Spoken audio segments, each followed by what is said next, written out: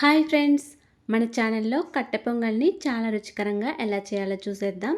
కట్టె పొంగల్ చేయడానికి ముందుగా కుక్కర్లో 1 కప్పు వరకు బియ్యం వేసుకోవాలండి. స్టవ్ ఆన్ చేసుకొని ఒక కడాయిలో 1 కప్పు వరకు పెసరపప్పు వేసుకొని దోరగా ఫ్రై చేసుకోవాలండి. మంచి వాసన వచ్చే వరకు ఫ్రై చేసుకొని ఈ కుక్కర్లో పెసరపప్పును వేసి బియ్యము పెసరపప్పును మంచిగా 2 సార్లు వాటర్తో కడుక్కొని ఏ కప్పుతో అయితే బియ్యం పప్పు తీసుకున్నామో అదే కప్పుతో ఒక 4, 5 కప్పుల వరకు వాటర్ వేసుకోవాలండి. ఇలా వాటర్ వేసుకున్న తర్వాత దీనిలో ఒక 2 టీ స్పూన్ల వరకు నెయ్యిని కూడా వేసుకొని కుక్కర్ మూత పెట్టుకొని ఒక 4 విజిల్స్ వచ్చే వరకు ఉడికించుకోవాలి. కుక్కర్ మూత పైన విజిల్లోని గాలి మొత్తం పోయే వరకు ఉంచుకొని మూత తీసేసి ఇలా అన్నం మొత్తం ఒకసారి గరిటెతో బాగా కలుపుకోండి.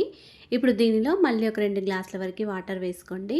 దీనిలో రుచికి తగినంత సాల్ట్ కూడా వేసుకొని ఒక పావు టీ స్పూన్ వరకు మిరియాల పొడి కూడా వేసుకొని అన్నం మొత్తం ఇలా మెత్తగా అయ్యే వరకు స్టవ్ని సిమ్లో పెట్టుకొని ఉంచుకోండి.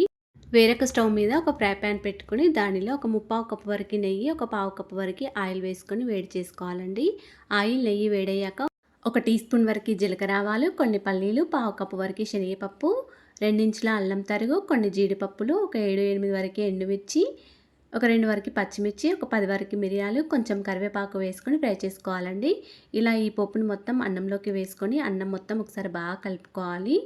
అంతేనండి, ఎంతో రుచికరంగా ఉండే కట్టె పొంగల్ రెడీ అయిపోయింది. Thanks for watching.